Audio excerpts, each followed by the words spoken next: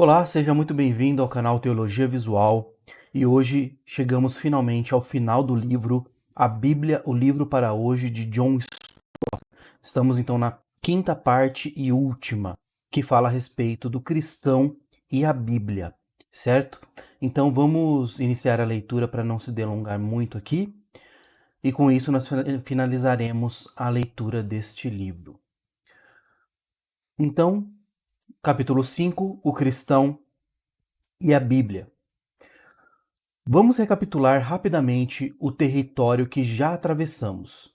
Pensamos sobre Deus e a Bíblia, porque ele é seu autor, sobre Cristo e a Bíblia, porque ele é seu tema principal, sobre o Espírito Santo e a Bíblia, porque ele foi o instrumento de sua inspiração, e sobre a Igreja e a Bíblia, porque a Igreja é edificada sobre ela e é chamada para guardar seus tesouros e fazê-los conhecidos.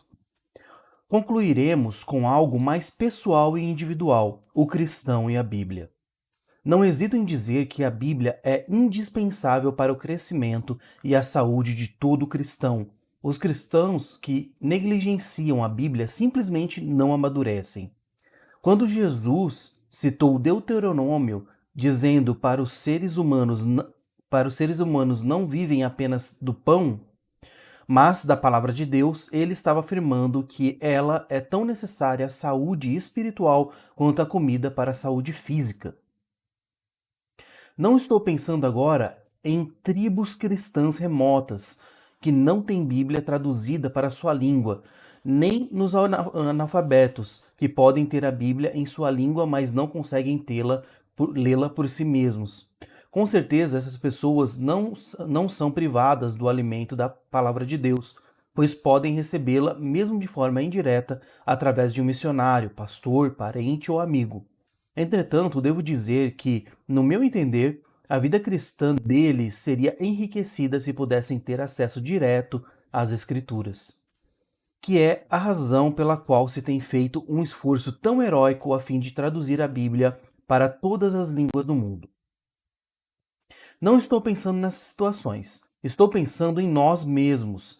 Temos uma superabundância de Bíblias, em várias edições e versões. Nosso problema não é que não temos Bíblias à disposição, mas que não tiramos proveito dessa disponibilidade. Precisamos ler a Bíblia e meditar nela todos os dias, estudá-la em grupos de comunhão e ouvir sua exposição nos cultos. Caso contrário, não vamos crescer. O crescimento até a maturidade em Cristo depende de uma convivência com a Bíblia e de uma resposta de fé a ela. Quero tentar responder à pergunta que pode estar surgindo: como e por que a Bíblia nos leva ao crescimento?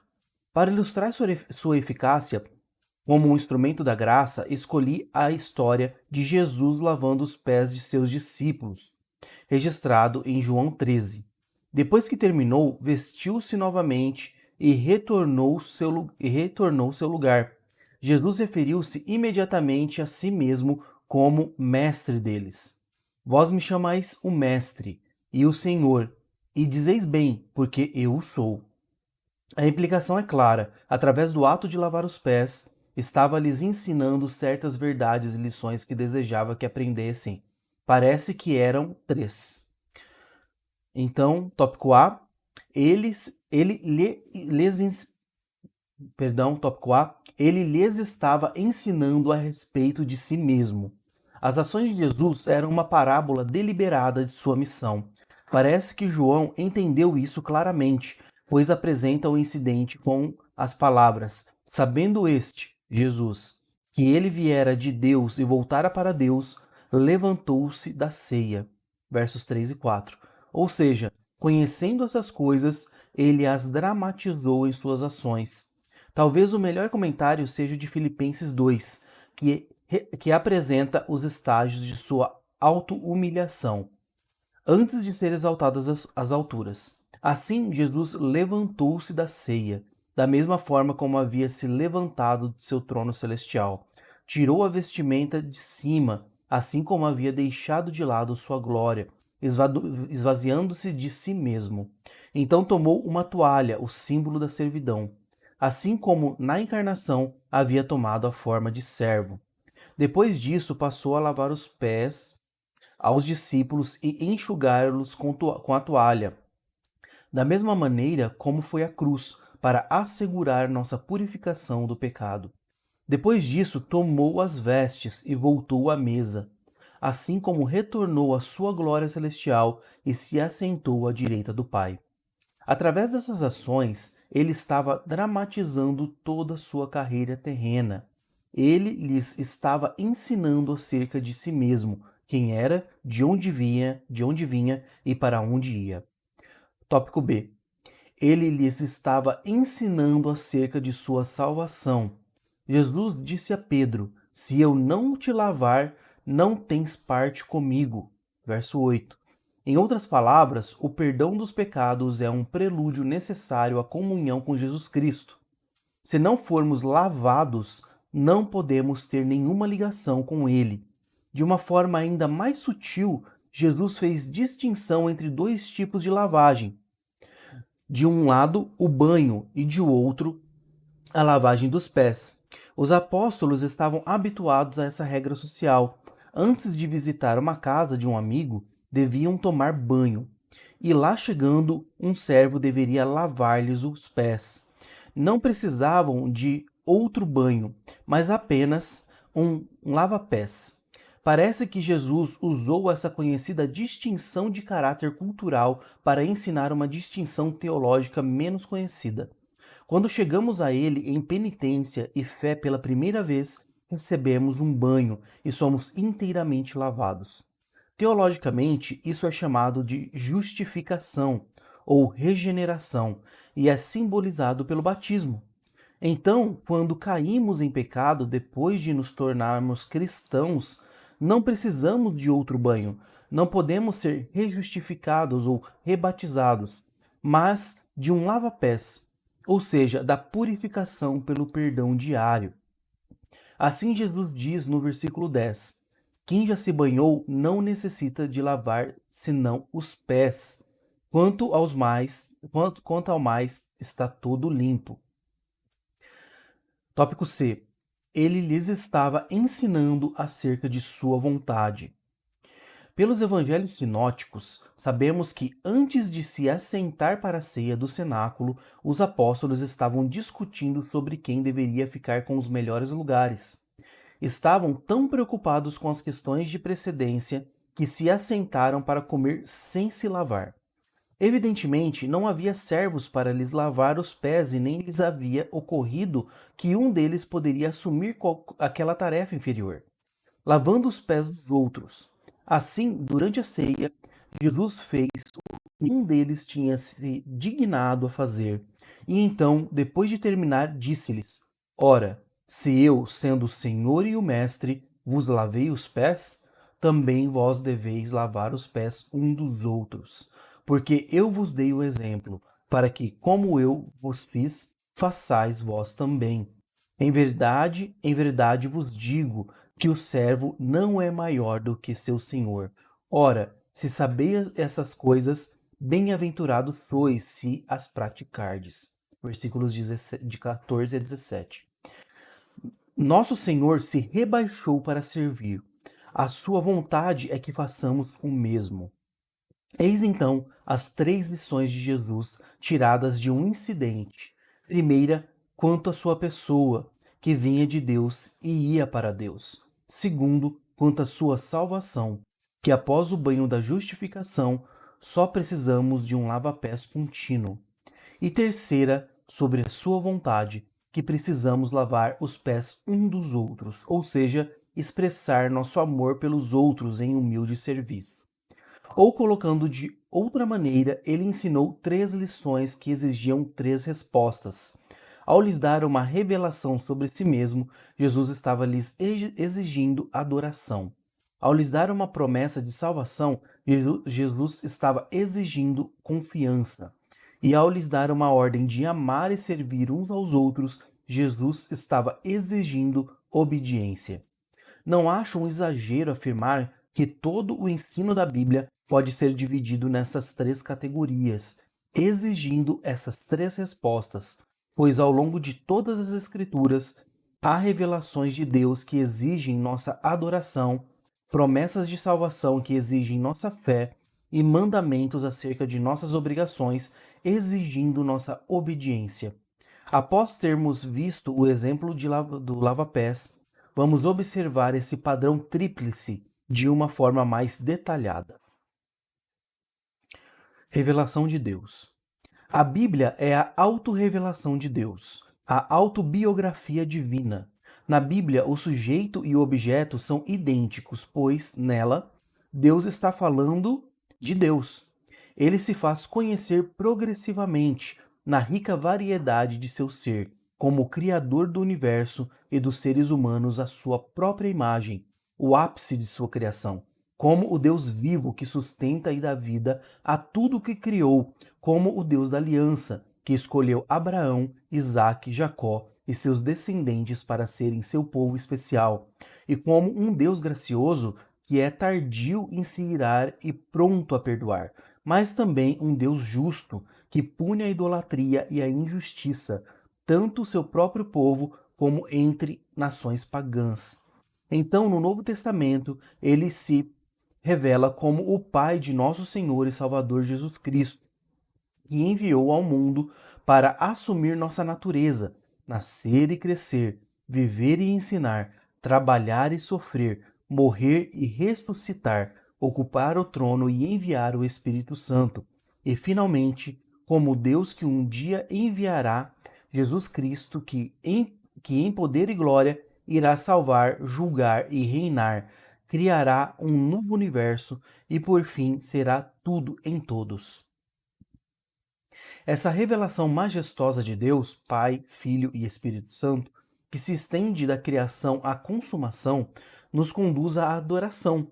Quando captamos esses lampejos da grandeza de Deus, sua glória e graça, caímos com o rosto em terra diante dele e lhe rendemos louvor com nossos lábios, corações e vidas. É impossível ler a Bíblia com alguma sensibilidade e não ser um adorador.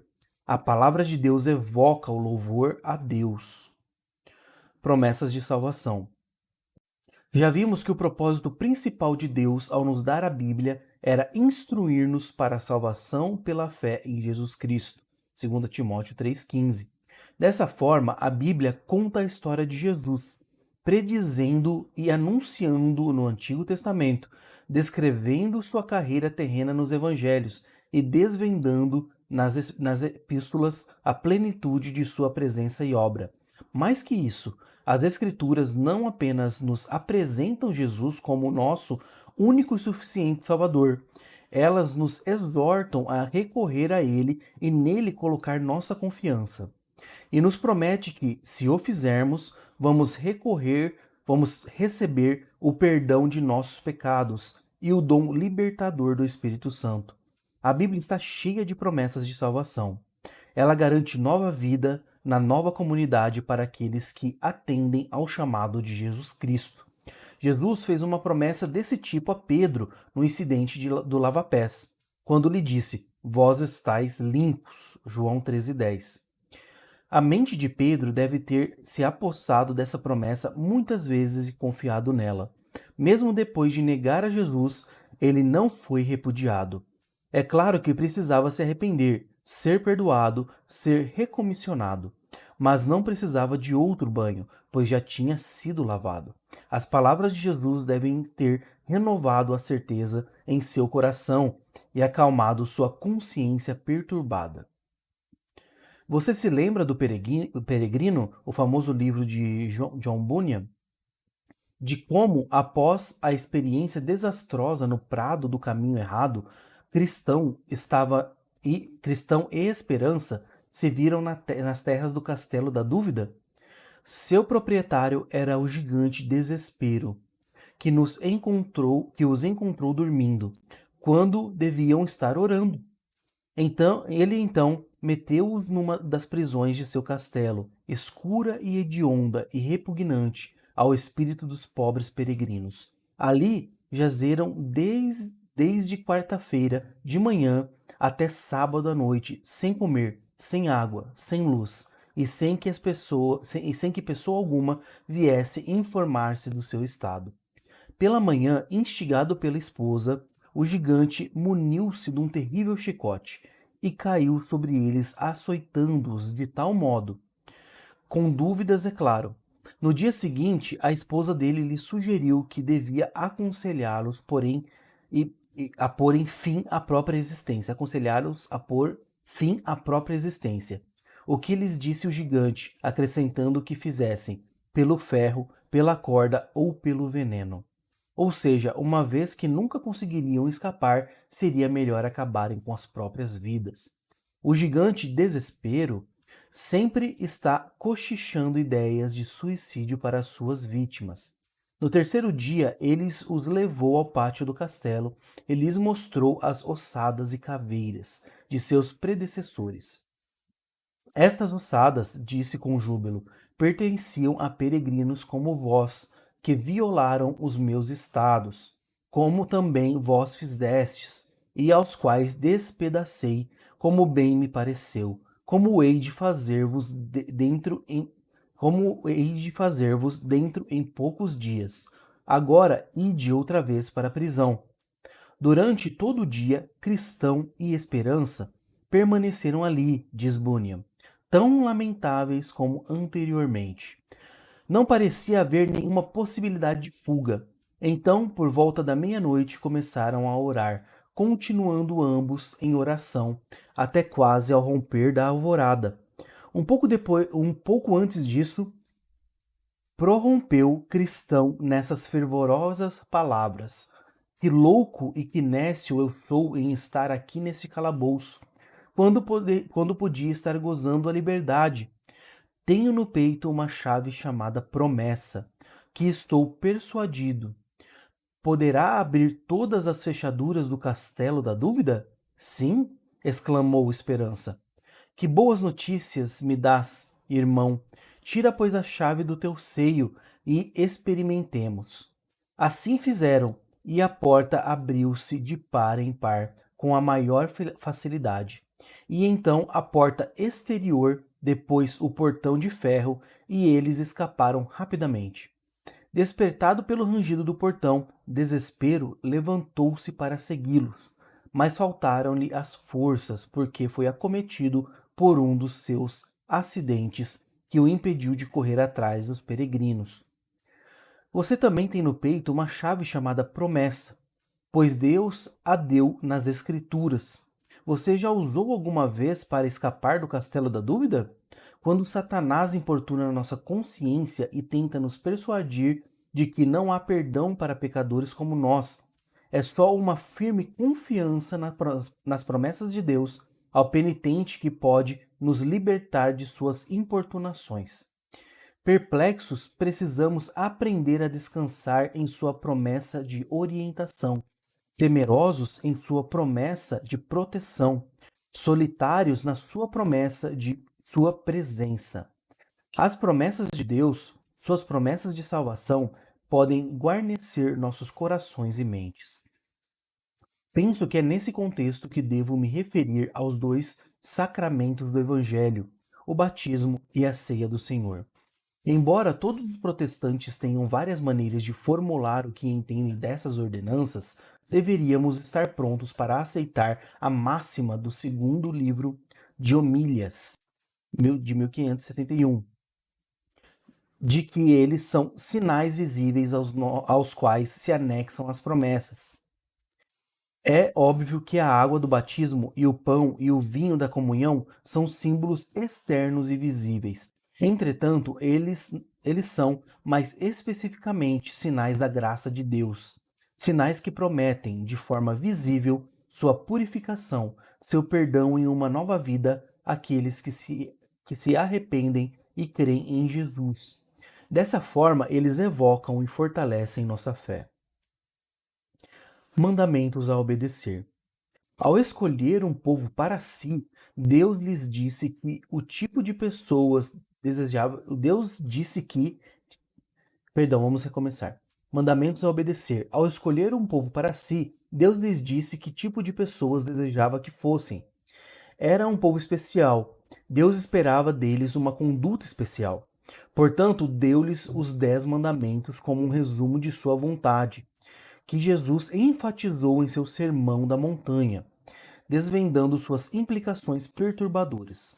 A justiça de seus discípulos, disse, deve exceder a justiça dos escribas e fariseus. Mateus 5,20. Ela deveria ser maior no sentido de ser mais profunda, uma justiça de coração, uma obediência interna grata e radical. Em nossos dias é particularmente importante enfatizar o chamado divino à obediência moral, pois pelo menos dois grupos de pessoas vêm negando isso. Primeiro, os defensores da chamada nova moralidade, ou da ética situacional, que se desenvolveu nos anos 60. Eles argumentam que o único mandamento absoluto de Deus é o amor, que todas as outras leis foram revogadas e que o amor sozinho é suficiente para dirigir a conduta cristã. Qualquer coisa que expresse amor é boa, dizem. Qualquer coisa que seja incompatível com ele é má. Bem, é certo que o amor verdadeiro, o sacrifício pessoal em favor dos outros, é a primeira virtude cristã, e seguir seus ditames é extremamente árduo. Apesar disso, o amor exige parâmetros, e esses parâmetros são fornecidos pelos mandamentos de Deus. O amor não dispensa a lei, ele a completa. Romanos 13, de 8 a 10. Segundo, há cristãos evangélicos que interpretam as afirmações de Paulo de que o fim da lei é Cristo, Romanos 10, 4, e que não estamos debaixo da lei, e sim da graça, Romanos 6, 14, como se os cristãos já não tivessem a obrigação de obedecer à lei moral de Deus. Tentar fazê-lo, dizem, é um legalismo que se opõe à liberdade que Cristo nos deu. Mas eles não entendem Paulo.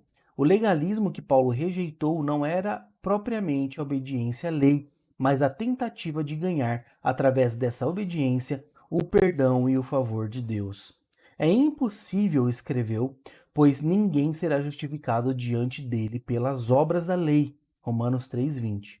Entretanto, uma vez justificados pela graça absoluta de Deus, ou seja, declarados justos perante Ele, por seu livre e desmerecido favor através de Cristo, estamos então sobre a obrigação de cumprir sua lei e queremos fazê-lo.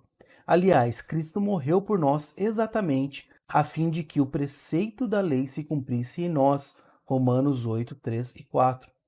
E Deus coloca seu Espírito em nossos corações para neles escrever a sua lei. Em várias citações aqui de Jeremias e tudo mais. Portanto, nossa liberdade cristã é liberdade para obedecer, não para desobedecer. Como Jesus disse várias vezes, se o amarmos, cumpriremos seus mandamentos. E é nas Escrituras que se encontram os mandamentos de Deus. Portanto, na Bíblia, Deus nos dá revelações sobre si mesmo que nos levam à adoração, promessas de salvação que estimulam nossa fé e mandamentos que expressam sua vontade e exigência da nossa obediência. Esse é o significado do discipulado cristão. Seus três ingredientes principais são adoração, fé e obediência, e todos os três são suscitados pela palavra de Deus. O louvor é a resposta à autorrevelação de Deus. É uma preocupação de adorar a glória de Deus e, como William Sangster afirmou certa vez, ela pode nos desinfetar, livrando-nos do egoísmo. Fé é a confiança de que descansa nas promessas de Deus. Ela nos livra da gangorra da experiência religiosa. Sobe e desce, noite de domingo, manhã de segunda-feira. Nada pode livrar-nos disso, a não ser as promessas de Deus, pois nossos sentimentos são flutuantes, enquanto a palavra de Deus permanece firme. A obediência é um compromisso de amor com a vontade de Deus. Ela nos resgata do atoleiro do relativismo moral e firma nossos pés sobre os absolutos dos mandamentos divinos.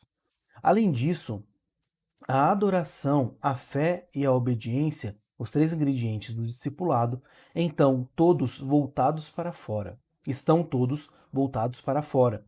Na adoração, estamos preocupados com a glória de Deus, na fé com suas promessas, na obediência com seus mandamentos. O autêntico discipulado cristão nunca é introvertido. A Bíblia é um livro maravilhosamente libertador. Ela nos tira de dentro da casca e coloca em nós uma obsessão por Deus, sua glória, suas promessas e sua vontade. Portanto, amar a Deus e amar aos outros por amor a Ele é ver-nos livres da escravidão tirânica de nosso egocentrismo. O cristão que se ocupa de si mesmo fica paralisado, tal qual a centopeia constrangida da parábola humorística moderna. A centopeia ia bem contente, até que um sapo perguntou, gozando: que pé vem primeiro e depois qual? Isso a pôs em confusão tal, que distraída foi parar no fosso. Como eu corro, pensando, mas estirada nessa triste situação, um raio de luz avistou, e rompendo numa feliz canção, começou a correr e nem pensou, e logo da caçoada se esqueceu. Só os raios de luz da palavra de Deus, que elevam nossos olhos para ele, podem nos livrar da paralisia que nasce da preocupação egocêntrica. Conclusão, então, de John Stott a respeito do cristão e a Bíblia.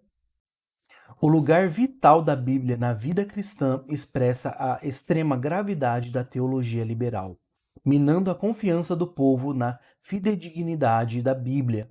Ela torna o discipulado cristão simplesmente impossível. Deixe-me explicar. Todos os cristãos concordam que o discipulado abrange adoração, fé e obediência. A adoração, a fé e a obediência são partes essenciais de nossa vida cristã. Sem elas, não podemos viver como cristãos, e nada disso é possível sem uma Bíblia fidedigna. Como podemos adorar a Deus sem saber quem Ele é, com que se parece ou que tipo de adoração lhe agrada? Os cristãos não são como os atenienses que cultuavam a um Deus desconhecido. Precisamos conhecer a Deus antes de poder adorá-lo, e é a Bíblia que nos diz como Ele é. E depois, como podemos crer ou confiar em Deus? Se não conhecemos suas promessas, e depois, como podemos crer ou confiar em Deus se não conhecemos suas promessas? Fé não é sinônimo de superstição, nem outra palavra para credulidade. Fé é uma confiança racional. Ela descansa nas promessas de Deus e no caráter do Deus que as prometeu. Sem as promessas, nossa fé murcha e morre. E as promessas de Deus se encontram na Bíblia. Finalmente, como vamos obedecer a Deus sem conhecer sua vontade e seus mandamentos? A obediência cristã não é uma obediência cega, mas uma obediência de amor, com os olhos bem abertos. Deus nos deu seus mandamentos através da Bíblia e nos mostrou que eles não são pesados. Portanto, sem a revelação de Deus, é impossível adorar. Sem as promessas de Deus, é impossível crer. E sem os mandamentos de Deus, é impossível obedecer. Por conseguinte, sem a Bíblia é impossível haver discipulado. Será que entendemos o quanto somos abençoados por termos uma Bíblia nas mãos? Deus foi gracioso a nos dar condições para vivermos como discípulos. Ele nos revelou sua pessoa, sua salvação e sua bondade. Brindou-nos com a possibilidade de adorá-lo, confiar nele e obedecer-lhe, ou seja, viver no mundo como seus filhos amados. Devemos, portanto, nos achegar à Bíblia com expectativa todos os dias. O grande mal de nossa leitura bíblica, sempre que ela se torna uma rotina sem graça e enfadonha, é que não a buscamos com expectativas. Não nos aproximamos com a convicção de que Deus está desejoso e ansioso para nos falar através de sua palavra, e é capaz de fazê-lo. Precisamos abrir a Bíblia todos os dias com a petição de Samuel em nossos lábios. Fala, Senhor, porque o teu servo ouve, e ele falará. Algumas vezes, através de sua palavra, ele se revelará a nós. Vamos perceber um pouco da sua glória. Dentro de nós, o coração será profundamente tocado. Então vamos prostrar e adorá-lo. Outras vezes, através de sua palavra. Ele não nos dará uma promessa. Vamos compreendê-la, agarrá-la e dizer: Senhor, não a largarei até herdá-la, até que se torne verdade para mim. Algumas vezes, através de sua palavra, ele nos dará uma ordem. Veremos que precisamos nos arrepender de nossa desobediência e iremos orar e resolver que, pela sua graça, vamos obedecer-lhe dali para frente. Devemos guardar essas revelações, promessas e mandamentos em nossa mente, até que nossa memória cristã seja como uma despensa ou um armário bem provido. Então, quando necessário, poderemos retirar de suas prateleiras as verdades, as promessas ou os mandamentos apropriados para a ocasião em que nos encontramos. Sem isso, nos condenamos a uma perpétua imaturidade. Só atingiremos a maturidade em Cristo se meditarmos na palavra de Deus, atendermos ao que Deus nos fala, ouvirmos sua voz e lhes respondermos em oração, fé e obediência. Agora, o pós-escrito, que é uma parte final em que Stott diz o que ele pretendeu, né, com todo esse livro. Pois bem, pós-escrito. Neste pequeno livro, tentei tratar do passado da Bíblia, suas origens históricas, e do seu presente, seu valor contemporâneo. Tentei desenvolver uma doutrina trinitária e simples das Escrituras, com uma mensagem que vem de Deus. Ele falou e fala. Está centralizada em Cristo, ele testifica que ela testifica a seu respeito. E foi articulada pelo Espírito Santo através dos autores humanos, de modo que as palavras do Espírito coincidem com as deles. A utilidade prática da Bíblia hoje, tanto para a igreja como para o cristão, depende de aceitarmos sua origem e seu propósito divinos. O próprio Paulo combinou esses fatores quando descreveu toda a Escritura como sendo, por um lado, inspirada por Deus e, por outro, útil, 2 Timóteo 3, 16, 17. Ela nos é útil para o ensino, para a repreensão, para a correção, para a educação na justiça, exatamente porque foi soprada pela boca de Deus. Assim, nossa concepção e no uso da palavra de Deus andam juntos. O que pensamos dela é importante. Eu, por exemplo, profundamente perturbado com a atitude desdenhosa que muitos adotam em relação à Bíblia, desejo vê-la reintegrada aos corações e aos lares do povo cristão e entronizada nos púlpitos mundo afora. Só então a igreja poderá ouvir a palavra de Deus e atentar para ela. Só então o povo de Deus irá aprender a integrar sua fé com sua vida, procurando aplicar o ensino das Escrituras aos seus padrões morais, estilo de vida, casamento e família, trabalho e cidadania. Só então os cristãos poderão ter a esperança de ser sal na terra e luz no mundo, como Jesus disse que deveriam ser, e influenciar a cultura de seu país, suas instituições e leis, seus valores e ideais. A utilidade prática das Escrituras para a Igreja e os cristãos, as famílias e as nações não deveria, entretanto, ser a razão principal para desejarmos seu restabelecimento, mas sim a glória de Deus. Se é correto chamar a Bíblia de palavra de Deus, apesar de ter sido dita através de palavras de homens, então, evidentemente, negligenciá-la é negligenciá-lo, enquanto que ouvi-la é ouvi-lo. A principal razão pela qual devemos permitir que a palavra de Cristo habite ricamente em nós, Colossenses 3,16, não é porque com isso seremos enriquecidos, mas porque com isso ele será honrado e glorificado. Ele deseja que tenhamos uma mente cristã e também que vivamos uma vida cristã. Mas para termos uma mente cristã, precisamos ter sua mente, a mente de Cristo. E nossa mente só poderá ser conformada à sua mente quando ficar embebida de sua palavra. É por isso que a Bíblia é o livro para hoje. Ok? Então finalizamos assim a leitura da parte 5, né? E última parte aqui do livro A Bíblia é o livro para hoje, de John Stott. E a palavra principal aqui eu colocaria talvez aqui com uma palavra conformada, né? Nossa mente tem que ser conformada, conformada no sentido de moldada, né? Nós temos que moldar a nossa mente, né? Pela nos conformar, nos moldar à palavra de Deus, conforme a palavra de Deus diz.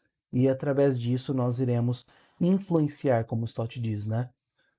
Partindo da nossa família para a sociedade, nossos vizinhos, a política, as leis. E assim acontece um renovo, uma renovação, né? Onde a Bíblia e Deus de fato entra, né, de maneira correta, há um renovo, há uma renovação, uma verdadeira renovação, não é? Um avivamento, um verdadeiro avivamento, que não é apenas algo superficial através de gestos ou, ou determinadas coisas que acontecem no culto, né? Essa questão de avivamento que nós vemos hoje nas igrejas é muito, por vezes, deturpada. O avivamento verdadeiro, ele modifica, né, o local onde ele acontece, né? Então, quando nós tivermos, de fato, um avivamento no Brasil, o Brasil ele vai mudar para melhor, né? Ele vai mudar para melhor. Mas diminuindo um pouco ali o nível, né? Porque eu já fui para o Brasil, mas a sua vida vai mudar quando você se conforma e quando você acontece esse avivamento, essa conformação, assim, você se molda. A sua vida muda, a vida da sua família muda, né? A vida dos seus vizinhos muda, a vida do seu bairro muda. Então, quando a igreja ela entra e ela de fato está conformada, né, com a palavra de Deus, de acordo com a palavra de Deus, então ocorre um verdadeiro avivamento. Ok, pessoal? Muito obrigado então por ouvirem essas palavras, por lerem comigo. Espero que que tenha sido de grande proveito, como foi para mim também. Então, um forte abraço para vocês. Peço que continuem acompanhando o canal para mais novidades, ok? Forte abraço, até mais. Tchau.